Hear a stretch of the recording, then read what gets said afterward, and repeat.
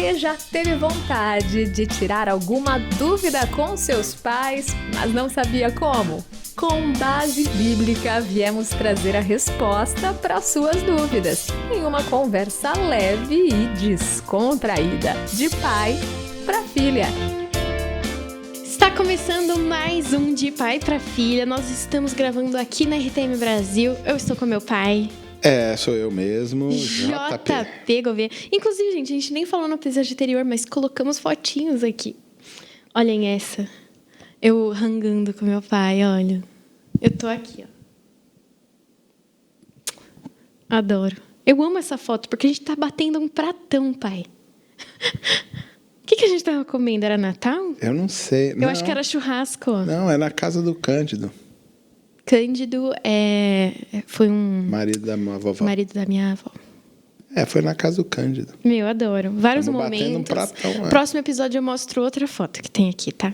Aí vocês vão conhecer minha mãe. Minha mãe belíssima. Momentos de pai e filha. Eu adoro nossas fotos. Tem uma que a gente tá no Mac, enfim. Mas hoje a gente vai conversar sobre homossexualidade, pai. Ixi. Porque eu queria entender, mais uma vez, temas que vieram da rede social. Eu queria entender como que uma pessoa que se entende como homossexual, às vezes uma mulher que tem atração por outras mulheres, ou um homem que tem atração por outros homens, nessa questão da homossexualidade mesmo, como que se dá quando a pessoa é cristã, mas lida com essa questão? Tem como uma pessoa que se entende gay ou homossexual ser cristão, frequentar a igreja, enfim? Então, a gente vai precisar separar vários quesitos nisso aí. Tem um livro que chama Cristão Homoafetivo. É uma pergunta. Cristão Homoafetivo, do pastor Lisânias Moura. Muito bom. Inclusive, vale a pena... tem um episódio antigo do Na Contramão. Vale a pena, procura lá. Isso. Com ele, que ele fala sobre isso. Exatamente. Também. Vale a pena ler. Ele é um pastor, né, que tem isso aí na sua vida diária e ele dá lá um bom testemunho, uma boa visão da gente entender isso. Bom, a homossexualidade, assim como os desejos pecaminosos de qualquer outro movimento, são iguais, entendeu? Quer dizer, são pesos que a gente realmente vai carregar. Né? Alguns na homossexualidade, outros a vontade de adulterar, outros a vontade da promiscuidade, né? Da pornografia, estamos falando só da área sexual, né? Porque você tem outras áreas que também são problema. Alguém que quer ficar milionário e sofre porque quer pegar propina na empresa, porque quer ir para corrupção, né? Um vício num jogo, alguma coisa desse jeito. O que a gente está falando é de pecado. A gente não está entrando no cerne se a pessoa nasce ou não homossexual, se escolhe ou não ser homossexual. A gente está falando de um desejo. Uma pessoa que lida com isso. Desejo como todos os outros, entendeu? Esse parece ainda ser socialmente muito mais um tabu, né? Mas é um desejo como todos os outros, entendeu? O problema é a prática dos desejos. Né? Ainda é na sociedade, né? Não adianta a gente dizer que não. A gente tem uma minoria, né? São 8 bilhões. Fora né? da igreja, pelo menos na faculdade, assim, na rua, sei lá. Mas na minoria. Normal. Mas é minoria ainda. É porque a gente caminha dentro dos grupos minoritários, né? E a gente acha que não é a maioria que está fazendo. Não é a maioria, entendeu? A gente está falando de uma grande capital. Você entendeu? Você vai numa universidade nas grandes capitais, tudo bem. Sim. Mas você pega no interiorzão, na Paulista tudo isso ainda, é tabu que era ainda. Minha.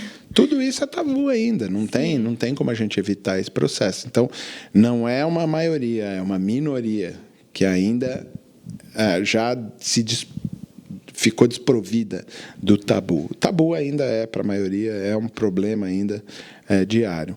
O problema é a prática Você entendeu? Então, uma coisa é o empresário que tem vontade de pegar propina, mas não pega. E ele luta contra isso. Porque as pessoas oferecem propina para ele todos os dias. É a música do Tales. Todo dia o pecado vem. Então, todo dia vem, né, algum desejo para mim, que sou homem, hétero, você entendeu? De uma mulher que também fica lá, que ronda, que tenta seduzir, que tenta fazer. Eu sou proeminente na rádio, eu sou proeminente na igreja, você entendeu? Eu sou proeminente na sala de aula, que sou professor. E tem muitas mulheres que isso é um fator preponderante para elas. E elas vão tentar alguma coisa, inconscientemente até muitas vezes, e vão ficar ali em volta, vão ficar no entorno, para ver se alguma coisa acontece. É assim que o diabo faz, ele fica no entorno, para ver se ele consegue desviar até aqueles que são escolhidos, percebe? Então, eu tenho que lutar todos os dias contra isso, né? Você me mostrou um videozinho de um rapaz falando, ele tem plena razão no negócio, ele não nasceu defeituoso, eu não nasci defeituoso, eu tenho meus desejos, você entendeu? E realmente, eu vou ter que lutar contra os meus desejos todos os dias. Você vai ter que lutar contra os seus desejos todos os dias. Seu marido vai ter que lutar todos os dias contra o desejo dele.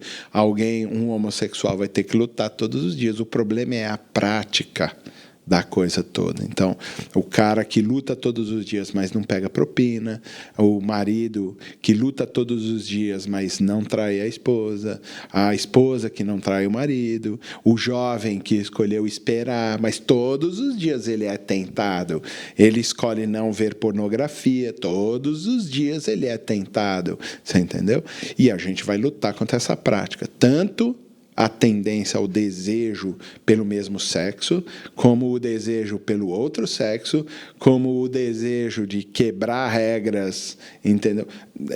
Todos esses movimentos, e aí nós não entramos no mérito filosófico, no mérito sociológico, no mérito, sei lá, qualquer que você queira. Nós estamos tratando isso como um desejo. Ele tem um desejo pelo mesmo sexo e ele vai ter que lutar isso. E muito provavelmente, filha, vai lutar isso o resto da vida. Muito provavelmente eu também vou lutar o resto da minha vida contra o desejo de cometer um adultério. Que nem eu estava falando com uma amiga que falou, mas aí eu me batizei, por que ainda tem aquele problema com aquele pecado? Eu falei, e vai ser a luta forever. Vai ser a luta para a vida toda. O desejo de ser superior às pessoas, eu vou ter que lutar o resto da minha vida contra isso. Você entendeu? O resto da minha vida eu vou ter que lutar contra isso. Paulo lutou a vida inteira contra o espinho na carne que fazia ele sofrer. Alguns dizem que podia ser um pecado, que podia ser um desejo, que podia ser um trauma da antiguidade. Alguns vão fazer que era a doença que ele tinha nos olhos, entendeu? Mas ele pedia para Deus, tira isso. E ele falava assim, não, entendeu? Deixa lá. Isso vai mostrar para você o quanto você é humano. Né? Eu vou ensinar para você como é esse processo aí. A minha graça te basta. Que deixa a gente viver coisas ruins. A minha graça te basta. Então, assim, eu tenho desejos que são íntimos e eu convivo com isso e luto contra eles todos os dias. A Bíblia é muito legal, Paulo é muito joia, porque ele vai falar sobre o conflito, né, do espírito e da carne. É uma batalha interior, é uma batalha espiritual.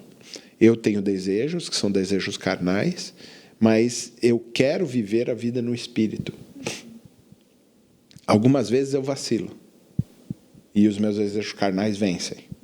Entendeu? E isso é um problema, porque eu preciso lutar contra.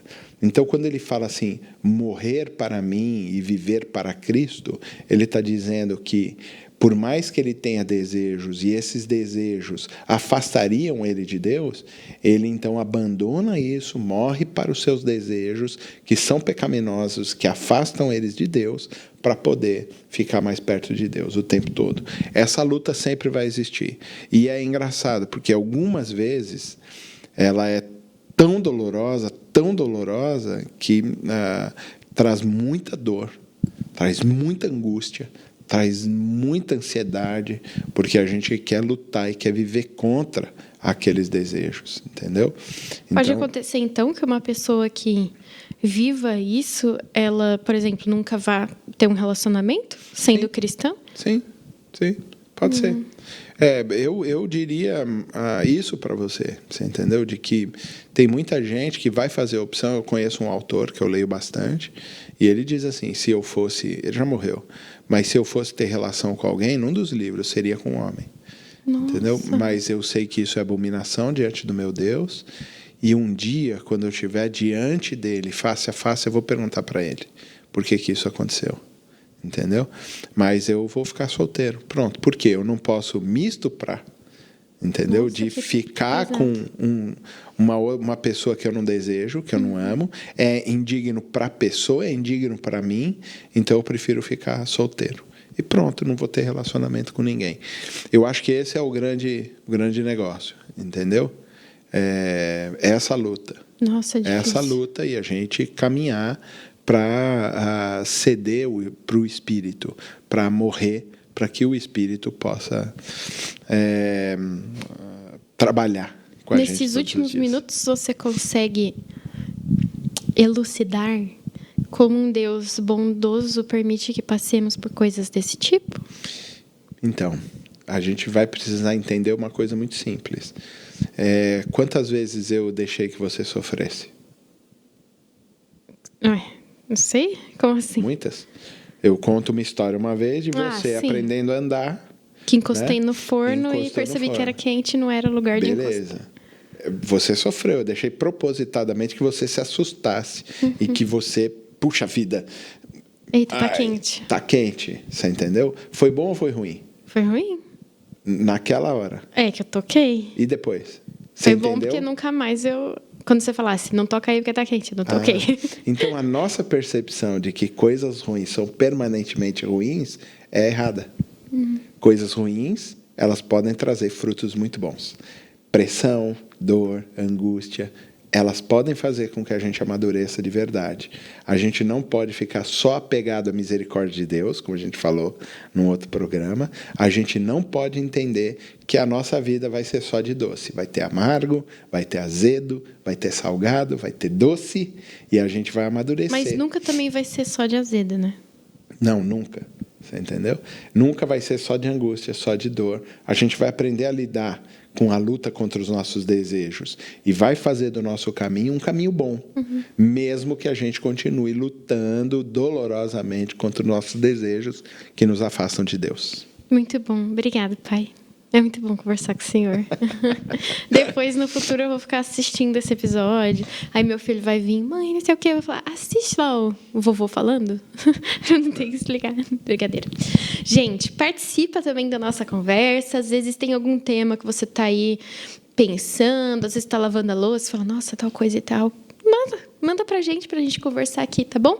A gente tem nosso WhatsApp, que tá na descrição do vídeo.